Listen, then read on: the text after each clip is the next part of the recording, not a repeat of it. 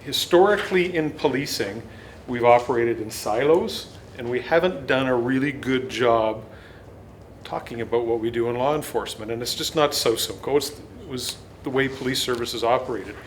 We didn't talk about what we did. We didn't talk about what we did with our municipal partners. We didn't talk about what we did with our police services board, our media partners. And when Chief Beasley arrived 4 years ago under the direction of our current board, we really changed the focus of how we do business here in South Simcoe.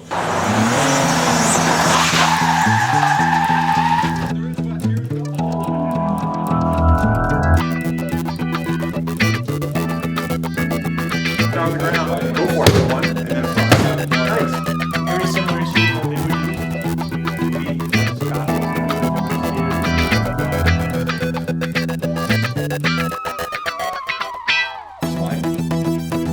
And on your own time, reach over and aim like this.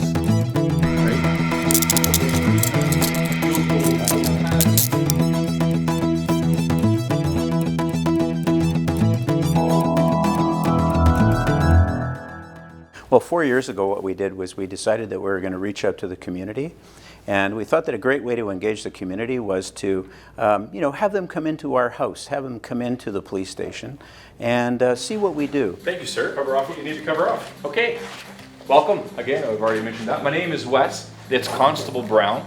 A little bit about myself before we get into the housekeeping. Is that okay? I work for the court services. When I was much younger, I always wanted to be the teacher or the police officer. I never pursued it as I wanted to, but I wanted to try it this way. I find that it's very personable, and it's interesting. You get to meet with officers from all different units, so you get to speak to them and kind of get their perspective on things as well. I'm a police officer when I'm older. So the reason I took this was because I wanted to get a better understanding of every section. No magazine, no bullet. Okay? So, this pistol is safe, okay? Even though it's safe, I will pay attention to what we call the muzzle. And it's a false pretense when you see on television versus the real McCoy, as you would say. It's a lot of reality checks when you actually see the difference between what happens on television and versus the actual real life, what these police constables go through each and every day. When people understand a little bit more about what policing is all about and the reasons behind what they do, it makes it better for the service and it makes it better for the community. 27? Yep. We have a number of sessions where we cover things like criminal investigations, we cover canine, we cover emergency response unit, we have talks from subject matter experts, we have an introductory session with myself and with the board chair. Lots of questions are asked and lots of information is exchanged. Just panting right away. Hopefully there's nothing in there. Yeah. If there is, Wes, you're in trouble.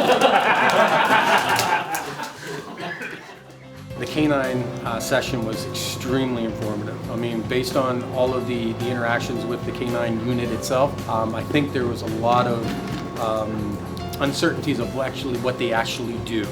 Now having been through it and gone through these scenarios of the actually day-to-day life of the canine unit, it was really, really inspirational and also gratifying to know that that service is available.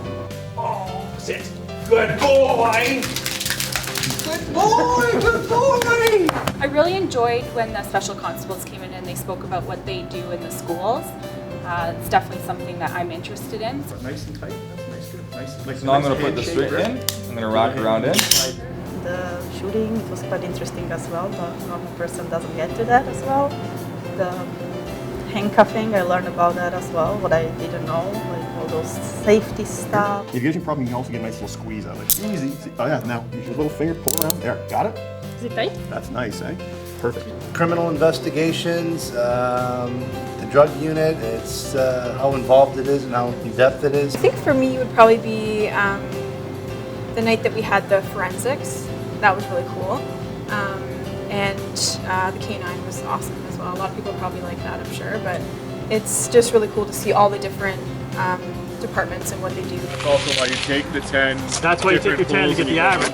We have a fairly good history of policing in the family, so I've been aware of a lot of what's been spoken about, but there's a lot of details that I didn't know, and it's just reinforced my personal viewpoints on policing and the difficulty and the challenges within that. And that's what it looks like when the mag's on? It's really gratifying to know that they are seasoned, they are experienced, and the training that they go through gives us the extra protection, if you will, or safety within the community. Up. Load your baton, know your target area. So when it's nice and easy, go half speed. Go ahead. Back. Clearing. All right, your next one now is going to be 100%. Go. Give her. Hard. Back. Hard. Attaboy. Give her one more. Come on. Get back. Attaboy. Nice. It was definitely worth it.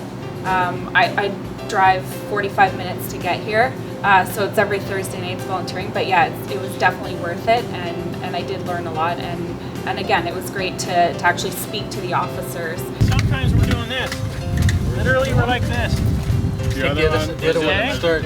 Another team on the other side, because it might start in a different spot.